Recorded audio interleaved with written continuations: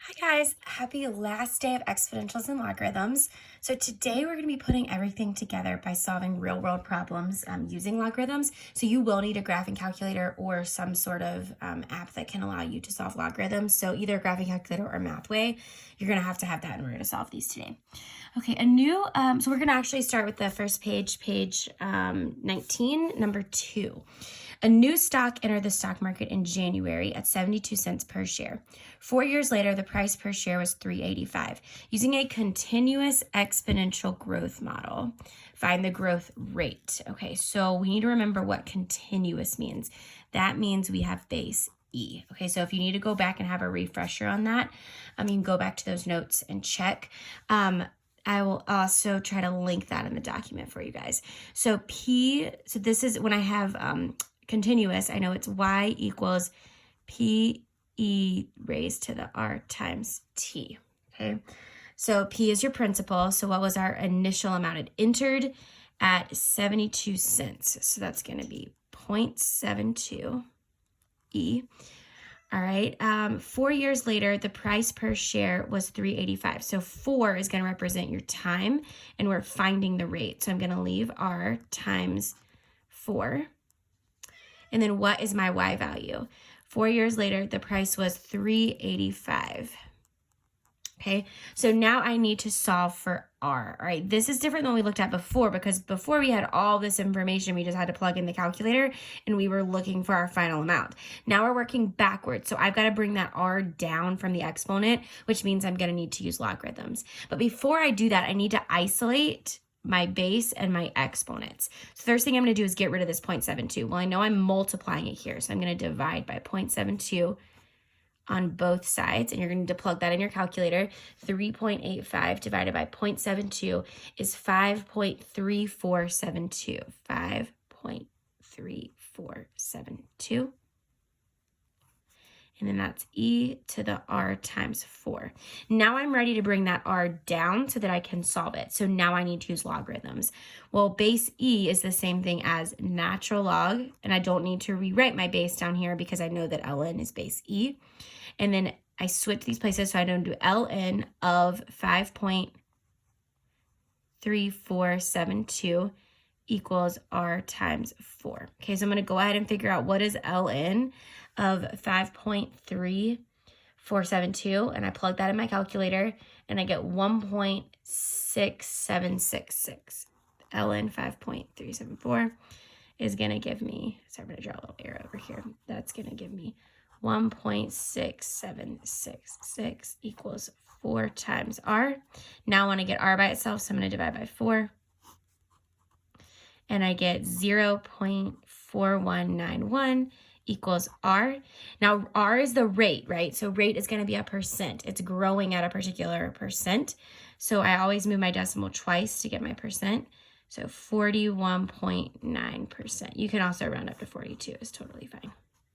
All right, so for each of these, like number 1, it's just your basic. So it's increasing by 25%. So remember, this is going to be your 1 plus 0.25 model.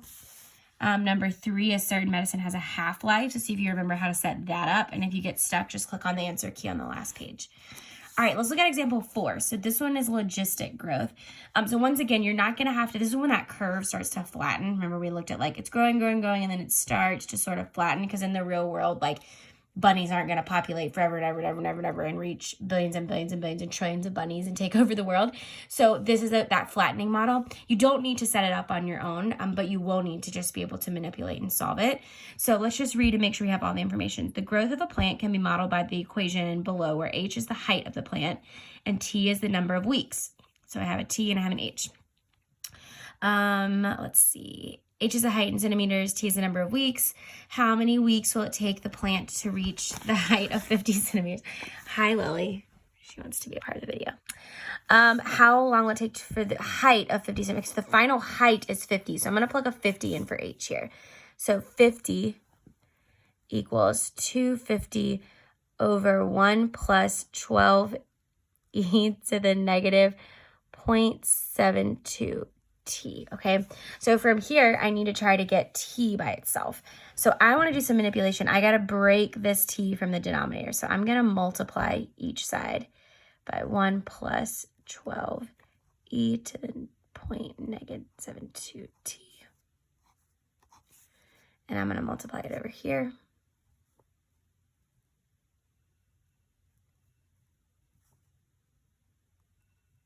Okay, those are going to cancel out over here. Now, I also am going to want to isolate this. I'm going to go ahead and divide by that 50. So I'm going to basically switch places here. So this is going to be divided by 50 now. So I'm going to rewrite this so it looks a little cleaner. So that's going to give me 1 plus 12e to the -0.72t equals 250 over 50. So I've literally moved the 50 to the right and the 1 plus 12e to the left. Okay, so now let's go ahead and simplify 250 divided by 50. And that is going to give me, 250 divided by 50 is 5. So that's 5. Now I can go ahead and get rid of this 1 plus. I'm going to subtract that 1 here. So what's 5 minus 1? That's 4 equals 12e to the -0.72t. All right, now I know I need to isolate that e, so I'm going to divide by 12. 4 divided by 12 is going to give me 1/3. So I have e to the -0.72t equals 1/3. Now I'm ready to turn this into a logarithm because I need to bring that t down, so I have to use inverse operations. So the log of e is ln. Then I don't need to write my base, but ln of 1/3 equals -0.72t. So let's figure out what is ln of 1/3. So you can plug that in your calculator. ln of 1/3. Let me go ahead and use this over here. ln, sorry, 1 second, guys. I'm just plugging in ln of 1. ln 1/3 is,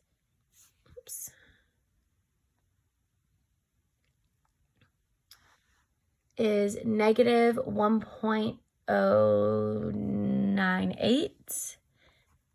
-1.0, we'll say 099 actually.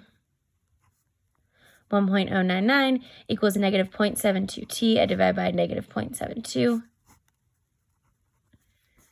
So I take -1.099 divided by -0.72. I know that's going to be positive, and I'm going to get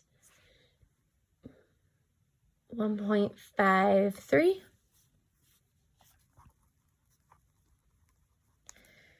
So if it's asking me how many weeks, technically I could have 1.53 weeks. So you could either say 1.53 weeks, like 1.5 weeks, or if it wants whole weeks, you could round up to 2 weeks. I would accept either one. So it'll take 1.5 or 2 weeks if you're going to round it. But you can technically have a half week, so I'd be totally fine if you left that as 1.5.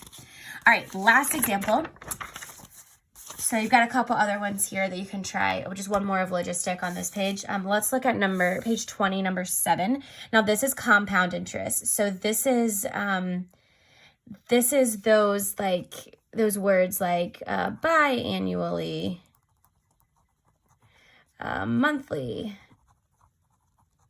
Those are those keywords that we had looked at before. So look at number 7. Dave deposited $500 into a savings account. So that's his initial amount. After 15 years, that's his time. So that's his principal. The account balance had tripled. Okay, so that's going to tell me that the account balance, his final balance has tripled. So that's actually my Y value. That's my output. With no other deposits or withdrawals. Assuming the interest compounds continuously. Okay, so that means a continuous is Y equals P E to the RT. I kind of remember PERT. Find the interest rate. So I'm looking for that rate again. So that was very similar to the one we looked at before. So Y equals P E to the RT. Well, I know P is 500. So 500 base E. I don't know the rate because that's what I'm looking for. So R is going to stay the same. And I know T is 15. Equals, okay, what would be that final amount? Well, if my final amount has tripled, so if I start at 500, so Y is going to be 500 times 3, which is 1,500. So that is actually my new amount. My final value has tripled to 1,500. Okay, so from here, I'm ready to solve for r. So same thing as I've done before. I've got to isolate my base and my exponent. So I'm going to divide by 500. And I'm going to get 3 equals e to the r times 15, or you can say 15r. Now I'm ready to turn this into a log. So ln, base e I don't have to write, of 3 equals 15r. All right, ln of 3 is 1.099. All right, and then I'm ready to divide by 15. 1.099 divided by 15 is 0.0732. And I know I'm looking for a rate, so rate means a percent, right? So I know it's move my decimal twice, and I get 7.3%. All right, and that's it. Now you're going to see some examples here that have like different things. If we looked at a lot of different ways to set these up. So just make sure that you're setting them up correctly. If you have questions, check the answer key on the bottom of page 22. If you would like some additional practice, there's a lot of different practice examples here that you can go through. And just email me if you have any questions. Good luck.